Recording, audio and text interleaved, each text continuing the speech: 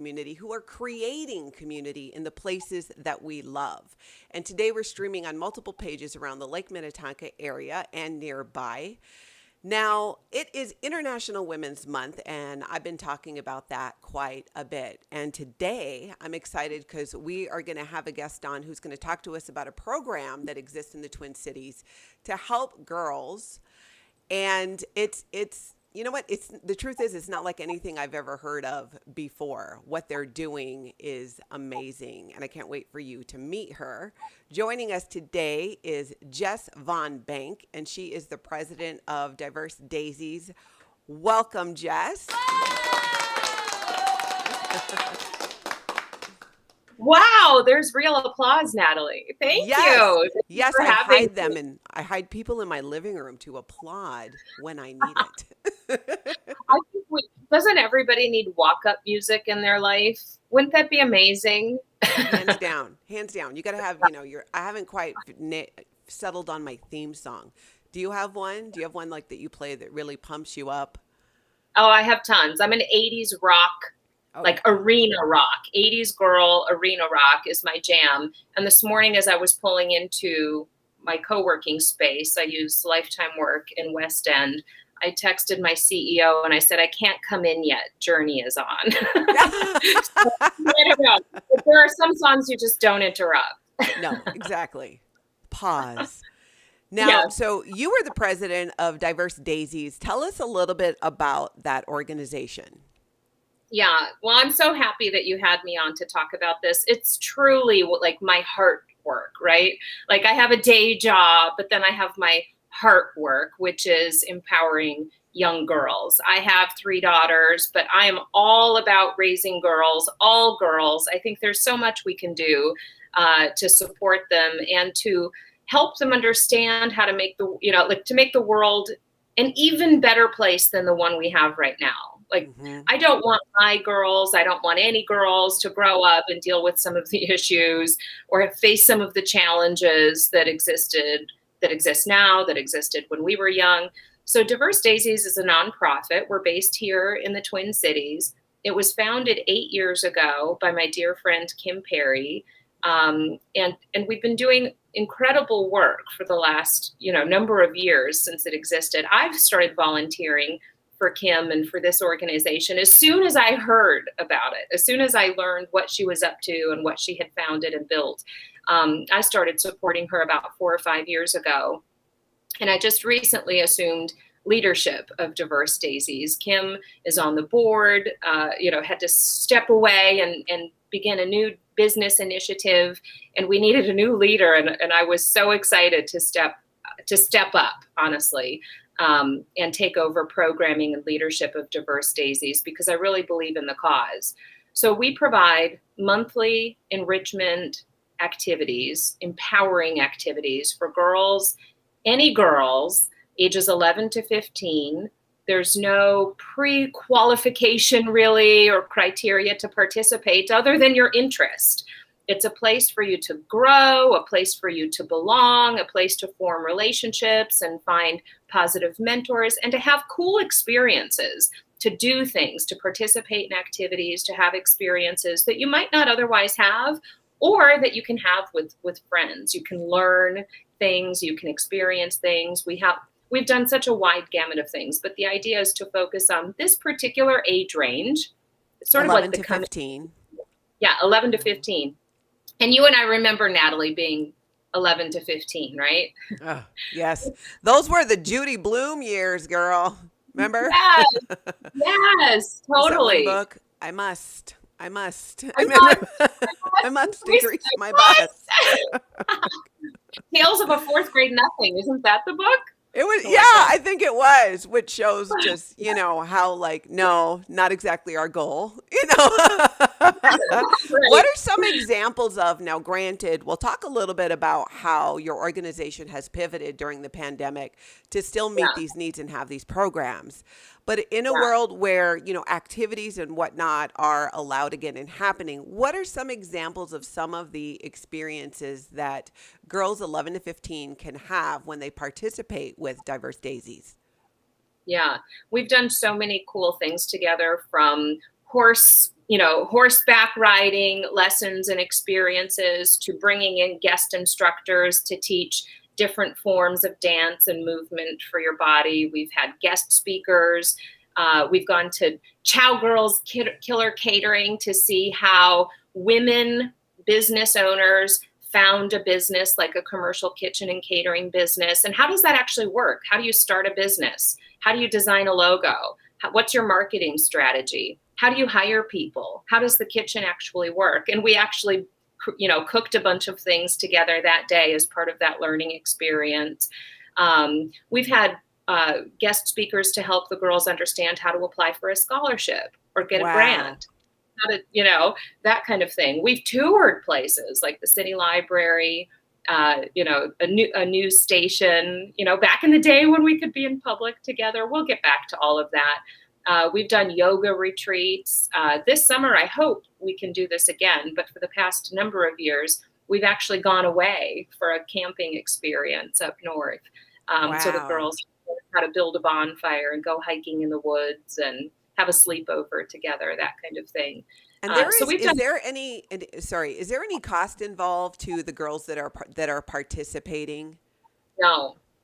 No, not at all. This is free for girls to participate. We've been blessed with the support of fundraising. We used to do fundraising activities, and we have donors and partnerships in place.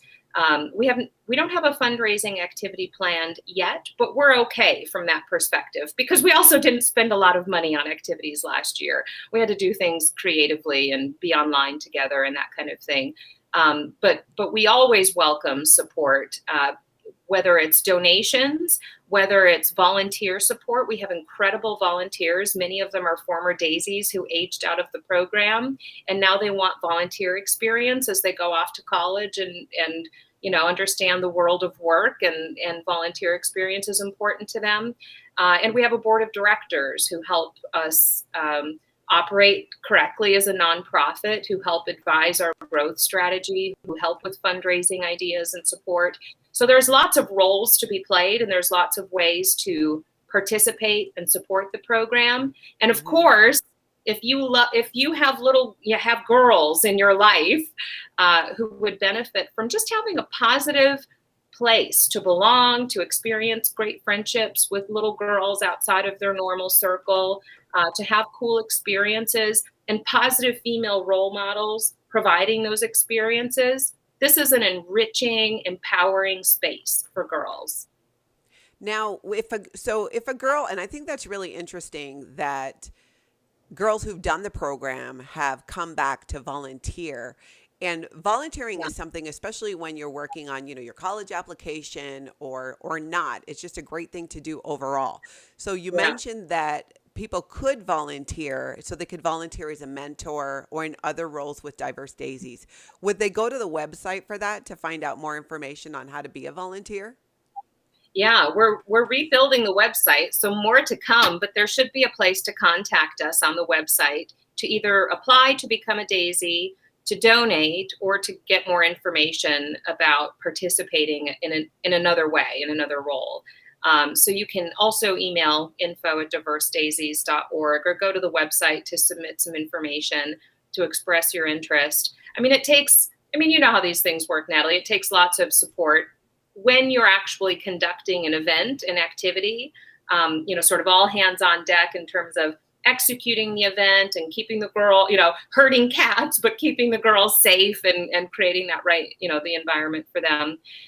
We have a partnership in place with the Minneapolis Police Activities League. We're able to use their facilities from time to time, vans for transportation when we need it, but parents also just drop off. Parents or caregivers also just drop off when we go to activities. Sure. And the other volunteer support, there's lots of sort of back end work that I need help with social media. I've got somebody helping me with the website right now. We design the digital flyers to announce events and post in all of the different places when we have them. And so that's all great experience for anybody to get if they're looking for that kind of experience, or if they're just looking for a feel-good way to support an organization that's doing cool stuff. So, again, and if you're just joining us, we're talking to Jess Von Bank, who's the president of Diverse Daisies, which is a local nonprofit that provides enrichment programs for young girls ages 11 to 15. And this is for these activities, and this program is they're for all girls, any girls ages 11 to 15. Now, how have you been pivoting during the pandemic and not being able to do large groups? Although every day we're heading more and more towards being able to do that. How have your activities changed over the last several months? Well, we've been online together, which I'm really aware of the fact I have three little girls, and they get tired of Google Meets, for all of their classroom activities. Mine finally went back, so they're getting some relief and they're experiencing the social aspect of school again. But I'm really cognizant of the fact. So we try to do activities that are still interactive, where we can still see and talk together. We can be together, but it has to be on Zoom, right? Or at least, so far it has had to be that way. And I'm aware of the fact that they spend their entire week in and out of video, meetings and classrooms and experiences. So I try not to contribute to that by making them stare at a screen at a guest speaker for an hour. The last event we did, I had a dear friend of mine, Kurtz, who's the founder of Do Good, Be Kind. It's a kindness movement. And he does lots of speaking to school assemblies, also to corporations, honestly. He's written a children's book about the power of kindness and anti-bullying. And I had Chris come on and digitally walk, the girls through this book and the characters and the themes and the messages from this. And we tried to make it as interactive and participatory as possible. Fun, engaging, we all have our cameras on and we sort of talk about how everybody's doing too. And then we'll send the girls a little follow-up kit, kindness kit, you could call it, where they can write, their kindness goal on a piece of living paper that will actually grow and plant it in the soil and show how kindness can blossom and grow. So just little things like that to sort of, to stay connected, to make them feel special, to give them still a sense of community. We can still do that online, but of course we can't wait to be together again soon. The last live event we did together, we were still in the middle of COVID, of course, but we did a yoga retreat at the Rose Garden near Lake Harriet. We were all spread out on our mats and we had a guest instructor come and teach us some basic yoga principles. It was a lot of fun. How do you come up with the excursions or the activities that you decide to do with the girls? Well, that's where if people really, if people want to participate and they're not sure how, I'll take ideas all day long. But there's also, it's always challenging coming up with the next thing and keeping a full program of activities sort of lined up and rolling and changing it up for the girls, especially if they've been part of the organization for a few years and they're a regular participant. But there's no shortage. Honestly, when you think about it, there's no shortage of cool things and experiences to have and to provide to the girls. I'll be going about I was getting my hair done a couple of months ago, and the appointment came in right after me, and she's a breakdancer, like a breakdance instructor and a dancer herself. I'm like, how do you, and we sort of got into this whole, and she's this amazing woman. And I said, how do you teach breakdance? And we started talking. I said, can you teach the girls? That would be so cool. I literally find ideas everywhere, and it's all about just making connections. And as soon as you tell somebody about the organization, most people think it's pretty cool and want to be involved and want to know how to participate. So I just kind of have to keep it in my mind or keep writing it down. Keep a list so people can reach out to you through diversedaisies.org. And we have the website scrolling across the bottom here. And, whether you have a young girl in your life who is, and what are the ages again? It's 11 to 15. 11 to 15. Yeah. Or but even look a 10-year-old or a 6, that's a general age range. And the age range is chosen intentionally because the kinds of activities you would do with a 6-year-old or an 8-year-old are different than what you might do Yeah. for a 12-year-old. And when you get older than that, sort of same thing, you probably aren't going to connect in the same way if you're 16 or 17 and there was a 12-year-old in the program. But these years are the coming of age years for girls. This is when self-confidence matters the most. Oh my gosh. And self-identity and really finding your voice. And that's when you start to, I'm watching my own daughter do this, who's about to turn 12. That's when you start to figure out your style and how you present yourself and the kinds of friends that you choose, the kinds of decisions you make in your life. That's when you start getting access to social media, depending on when that decision is made for you. That's when you have a smartphone, probably for the first time. Like, this is the imprinting stage of Mm-hmm. your life for girls. And it's so critical to have like positive examples and experiences and role models so that so you don't fall in the cracks or, you know, Yeah. Well, don't you think too? I think that especially with that age, at that age for girls, the key, having someone to talk to about these yeah, things, whether it's physical things happening with their body, emotionally, or even, to be able to get positive mentoring with your peers, setting a good example, yeah, participating together in the programs you're talking about, like the kindness program. It's such a key point because I really feel that part of, when we talk about, and with Chat with Nat, I talk a lot about creating community in the places that we love. And yeah, that's what you're doing. Because when we can set an example, I feel, with anything, but with our kids, there can be a void. So if we don't fill that with what we want them to learn and the directions we want to encourage them to go, then hmm, that is usually when they stray off the path and go down into a direction that's not positive or is not healthy for them. So a program yeah, like this, where girls 11 to 15 can participate, have mentorship, but have that positive, positive peers. We all have, and I have 3 kids who are now, I'm on the adult side. So yeah, I have adult children side of the coin. And I can remember times when I was worried, particularly, one of my daughters was more of a challenge than the other one. And to have a resource where I would be able to send her, where she could participate and have that more of a positive influence, I can see as being such a valuable resource, regardless of where you live and who you hmm, are. There's something about when kids, especially girls, are doing things with other girls their age and they're seeing this good example, not just from the mentor, but from each other. It creates such positivity and it's such a springboard to go on from there. And I think that's why I love so much what you're doing, because you're really talking about mentorship and mentoring these young girls who are going to become young women, who are going to become adult women and go out in the world.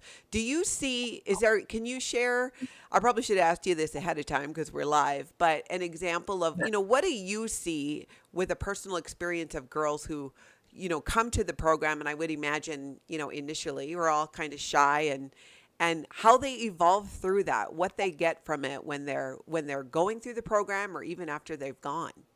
yeah. One of the girls who participated for a number of years and now has aged out of the program. So she's, I think, a senior this year, Jaden. She is such an incredible young woman. And I'm sure she was when she started, but I think when you have something that you belong to, a place to belong, a place that feels safe and supportive, where you feel like you can show up as yourself and be your best self. And you form friendships there. And that's the thing that you look forward to doing and going back to. I think there's such a self-confidence that comes with that you've seen things, experienced things, done cool things. You have friendships that are different than your friendships at school. Maybe you play sports, maybe you don't, but this is like your club, right? Your social club Sure. that it's like a tribe that feels safe to you. And I've watched her grow over the last number of years. And now she's a volunteer for Diverse Daisies, and she works part-time, and she has activities at school that she belongs to. And she's got a busy, full life. And I just look at her with such pride. She's got such poise and self-confidence. And that right there, just think about her entering the world of work for the first time. Providing service to customers, like whatever she ends up doing, that self-confidence, just knowing who you are and what you're about and feeling good about that. Yeah. We can use that. I think you need to create a nonprofit. You need a sister organization called Diverse Wildflowers. And it could be women like me in your 50s. Yeah. Because we all need that continued, mentorship and that partnership and that sense of community. And I can see how a lot of the girls who are going through your program as Diverse Daisies are going to carry that forward. And you're just dropping a pebble where the ripple effects are going to be felt for years with these girls. Yeah. I mean, like Natalie, in my day job, I run marketing for an HR consulting firm. We design experiences in the workplace. We help empower workforces at scale. And I see a lot of things around women at work. And I do a lot of speaking on diversity, equity, and inclusion. Like in my professional life, I talk about how people show up in the world of work in particular, and how we can create places of belonging and foster cultures of inclusion in our workplaces, and how we can develop leaders. Like all the stuff I talk about from a work perspective, I'm doing that work actually through Diverse Daisies, because all of the principles are the same. And the problems with, I was just on an interview not too long ago about why don't women speak up more? Literally, why aren't more women public speakers? Why don't we request podcast interviews to show the fact that we just wrote a book or launched a product or got promoted to this position? Women don't actually ask for promotions or raises as much as their male counterparts. We know inequity still exists. We get paid 79 cents to the dollar if we're a white woman. It's even worse if we're a woman of color. And so we know all of these issues still exist. Why? And why do women talk about imposter syndrome? It's because we have a fear of failure. Because we don't like to self-promote, like all of these issues, sort of follow us through our lives. And I feel like if we can have impact on girls when they're younger, when they haven't fully formed their opinions or the world hasn't gotten to them yet. Imposter syndrome is not a word they understand yet. Like, what if we can get to them earlier and give them some tools to better show up with and to know their voice and to have an opinion and express how they want to shape the world and how they want to show up in it? I feel like if we can get to them a little bit younger, then maybe we won't, we can make some positive change faster. I think you're so right. That is something that even among my friends and women my age, something that is often a topic, to advocate for ourselves and to, not wait for someone to sign off on something that you want to do. If you decide that, you want to be a writer, write. If you decide that you're an artist, paint, sculpt, whatever it is, get out there and do it. And programs like yours with Diverse Daisies, it is so great to see the fact that you can take what you do on a daily basis in your daytime job and take those skills and be able to funnel it into a program where, young girls can benefit from it is amazing. Being able to reduplicate that effort, I think, is something that we would truly change the world, and especially right now, it's, International Women's Month, and we're talking about a lot of, women and female empowerment causes. This is one that is right up there. So I would encourage anyone watching or listening, again, this is for girls 11 to 15, and there's no cost to them. It doesn't matter what your background is, where you come from, where you live, you can participate. When they get back to in-person events, they're going to be all over the Twin Cities. And having the opportunity to volunteer, if you are listening or watching right now and you're looking for something to volunteer, a program you want to be involved in to give back, check them out online. And same thing with donations. You can go to their website, diversedaisies.org, and find different ways to contribute. But this is just fantastic. I'm so glad that you're doing this, and I'm looking forward to hearing more about what you guys are going to do and what programs you're going to come up with. And I'm going to have to email you my own ideas. There's some great activities in the Lake Minnetonka area that the girls would enjoy. Have you taken them out fishing? They did on one of the camping trips, the summer camping trips, and I was hoping. Lake Harriet, I live right on Lake Harriet, has an amazing kite festival every winter, but they canceled that. We just had one out here. Did you? Yeah, in Lake Minnetonka. I think it was in Wayzata. It was a kite festival. It's where you, well, I mean, kites, are we talking where you ride on, it looks like they're riding on skis, but then the thing is pulling them across the lake? Well, I've seen those flying too. The kite. Or there's the actual flying. Oh, okay. Yeah. Either one would be fantastic. Yeah. But I think ice fishing would have been an option, a replacement activity instead. If I had, I didn't find an auger in time. Yeah. Ice fishing is fun if you can get into a really nice ice house that's warm. I did do that once. Yeah, that makes it much more enjoyable because then it's kind of like fishing in your living room. You get to sit in the warmth, and I mean, some of these ice houses even have televisions. But I know. Being warm is a prerequisite for me. Yeah. Agree. Yes. Well, thank you so much. And again, everybody check out their website, diversedaisies.org. It's scrolling below. You'll see it. If you have a suggestion or a guest, someone you think I should interview who's in our community, who's creating community in the places we love, you can reach out to me through my Natalie Webster Realtor page, or you can email me through nataliewebsterrealtor.com. Hop on there and shoot me an email. I'm always looking for great things to share. We're fortunate that there's so much in our community, and especially with programs like yours, Jess. So thank you so much for sharing. Hang with me for a minute. I'm going to take us off live and I'll be back with you. Everybody else, thank you for listening. Feel free to share this video. And again, go check out Diverse Daisies. You can find them across social media and on their website. And I will chat with you later.